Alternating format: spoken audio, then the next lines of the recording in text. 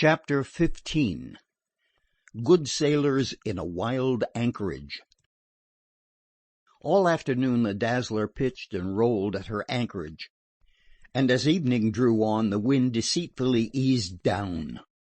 This, and the example set by French Pete, encouraged the rest of the oyster boats to attempt to ride out the night, but they looked carefully to their moorings and put out spare anchors.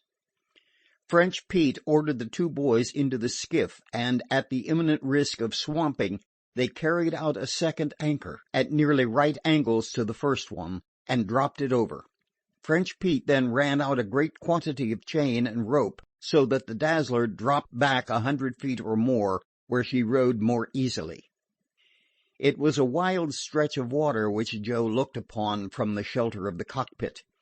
The oyster beds were out in the open bay, utterly unprotected, and the wind, sweeping the water for a clean 12 miles, kicked up so tremendous a sea that at every moment it seemed as though the wallowing sloops would roll their masts overside. Just before twilight a patch of sail sprang up to windward, and grew until it resolved itself into the huge mainsail of the Reindeer. "The big fool!" French Pete cried out, running out of the cabin to see. Sometime, I tell you, he crack on like that, and he go poof, just like that, poof, and no more Nelson, no more Reindeer, no more nothing." Joe looked inquiringly at 'Frisco Kid. "That's right," he answered. "Nelson ought to have at least one reef in. 2 would be better. But there he goes, every inch spread as though some fiend was after him. He drives too hard. He's too reckless, when there ain't the smallest need for it. I've sailed with him, and I know his ways." Like some huge bird of the air, the Reindeer lifted and soared down on them on the foaming crest of a wave. "Don't mind," 'Frisco Kid warned. "He's only trying to see how close he can come to us without hitting us." Joe nodded and stared with wide eyes at the thrilling sight. The Reindeer leaped up in the air, pointing her nose to the sky till they could see her whole churning forefoot. Then she plunged downward till her forward deck was flush with the foam, and with a dizzying rush she drove past them, her main boom missing the Dazzler's rigging by scarcely a foot. Nelson at the wheel waved his hand to them as he hurtled past, and laughed joyously in French Pete's face, who was angered by the dangerous trick. When, to leeward, the splendid craft rounded to the wind, rolled once till her brown bottom showed to the centerboard, and they thought she was over, then righted and dashed ahead again like a thing possessed. She passed abreast of them on the starboard side. They saw the jib run down with a rush, and an anchor go overboard as she shot into the wind, and as she fell off and back with a spilling mainsail, they saw a second anchor go overboard, wide apart from the first. Then the mainsail came down on the run, and was furled and fastened by the time she had tightened to her double hawsers. "Aha! Never was there such a man!" The Frenchman's eyes were glistening with admiration for such perfect seamanship, and 'Frisco Kid's were likewise moist. "Just like a yacht," he said as he went back into the cabin. "Just like a yacht, only better." As night came on the wind began to rise again, and by 11 o'clock had reached the stage which 'Frisco Kid described as howlin'. There was little sleep on the Dazzler. He alone closed his eyes. French Pete was up and down every few minutes. Twice when he went on deck he paid out more chain and rope. Joe lay in his blankets and listened, the while vainly courting sleep.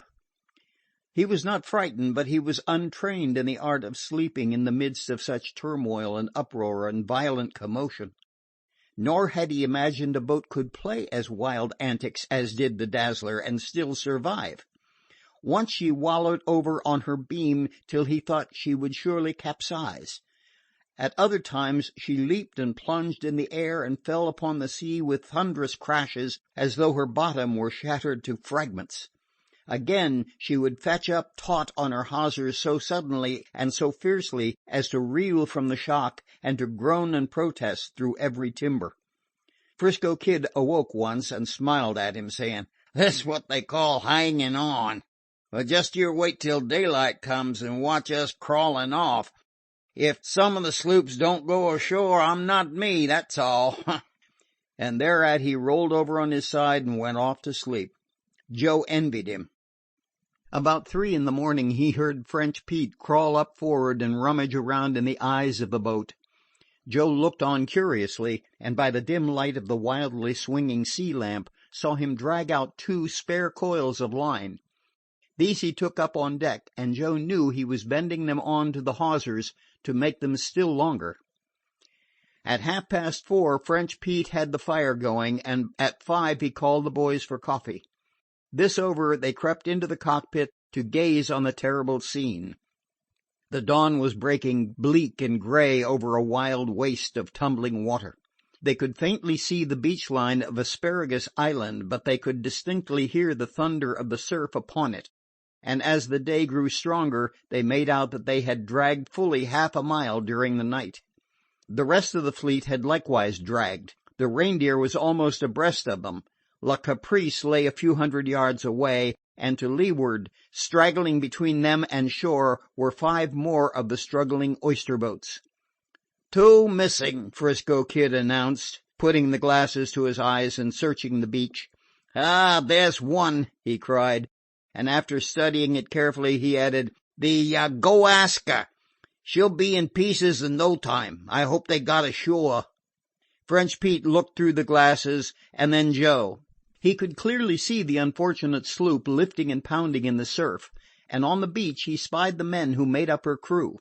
"Where's the Ghost?" French Pete queried. 'Frisco Kid looked for her in vain along the beach, but when he turned the glass seaward, he quickly discovered her riding safely in the growing light half a mile or more to windward. "I bet she didn't drag 100 feet all night," he said. "Must have struck good holding ground." "Mud," was French Pete's verdict. "Just one very small patch of mud right there. If she gets through it, she's a sure enough goner, I tell you that. Her anchor's very light, only good for mud.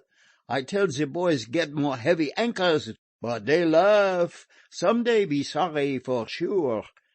One of the sloops to leeward raised a patch of sail and began the terrible struggle out of the jaws of destruction and death. They watched her for a space, rolling and plunging fearfully and making very little headway. French Pete put a stop to their gazing. "Come on," he shouted. "Put 2 reef in the mainsail. We get out quick." While occupied with this, a shout aroused them. Looking up, they saw the Ghost dead ahead and right on top of them, and dragging down upon them at a furious rate. French Pete scrambled forward like a cat, at the same time drawing his knife, with one stroke of which he severed the rope that held them to the spare anchor. This threw the whole weight of the Dazzler on the chain anchor. In consequence, she swung off to the left, and just in time, for the next instant, drifting stern foremost, the Ghost passed over the spot she had vacated. "Why, she's got 4 anchors out," Joe exclaimed, at sight of 4 taut ropes entering the water almost horizontally from her bow. "2 of 'em's dredges," 'Frisco Kid grinned, "and there goes the stove." As he spoke, 2 young fellows appeared on deck and dropped the cooking stove overside with a line attached. "Whoa!" 'Frisco Kid cried. "Look at Nelson. He's got 1 reef in. You can just bet that's a sign she's howling." The Reindeer came foaming toward them, breasting the storm like some magnificent sea animal. Red Nelson waved to them as he passed astern, and 15 minutes later, when they were breaking out the 1 anchor that remained to them, he passed well to windward on the other tack. French Pete followed her admiringly, though he said ominously, "Some day, poof, he go just like that, I tell you sure." A moment later the Dazzler's reef jib was flung out, and she was straining and struggling in the thick of the fight. It was slow work and hard and dangerous clawing off that lee shore, and Joe found himself marveling often that so small a craft could possibly endure a minute in such elemental fury.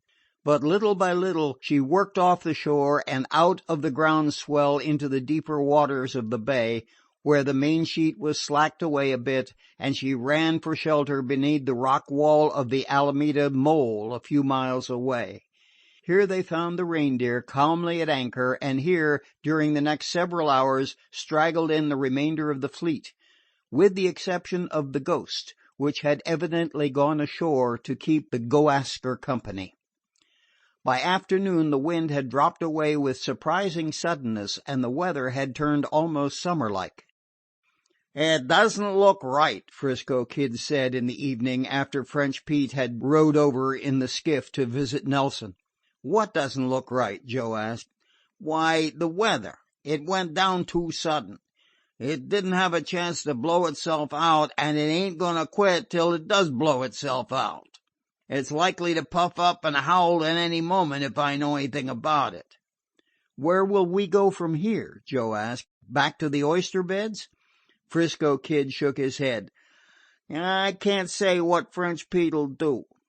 He's been fooled on the iron and fooled on the oysters, and he's that disgusted he's liable to do most anything desperate. I wouldn't be surprised to see him go off with Nelson towards Redwood City, where that big thing is that I was telling you about.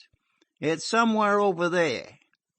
"Well, I won't have anything to do with it," Joe announced decisively. "Of course not," 'Frisco Kid answered.